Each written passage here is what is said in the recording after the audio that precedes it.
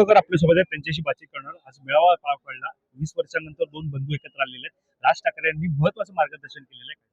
मला असं वाटतं संघटनात्मक दृष्टिकोनातून जे जे पाहिजे होतं पदाधिकाऱ्यांना कार्यकर्त्यांना ते त्यांनी आज आपल्या मेळाव्याच्या माध्यमातून आपल्या निवेदनातून दिलेलं आहे. कार्यकर्त्यांमध्ये जो उत्साह आहे तो आज आणखी वाढवण्याचा प्रयत्न केलेला आहे. कारण कार्यकर्ते आमचे नेहमीच उत्साही असतात. त्यात माझं आम्ही भाग्यवान आहोत की आमच्याकडे तरुण फळी प्रचंड प्रमाणात आहे. 1 नंबर 2 सुसंस्कृत याचा अर्थ एज्युकेटेड फळी आमच्याकडे आहे आणि त्याच्यामुळे आम्हाला जरा हे सोपं जातं. दोन बंधू एकत्र येत असताना दुरावा आता नको असं सुद्धा भाष्य केल्याचं पाहायला मिळतं. त्याचं म्हणणं असं होतं की जर एवढ्या वर्षाने दोघे भाऊ एकत्र येत असतील तर तुम्ही दोघे लोकांना आपले जे जुने सहकारी आहेत, मित्रमंडळी आहेत, उमेदवार होते, पदाधिकारी होते, ते एकत्र आणि एकत्रपणे काम करा.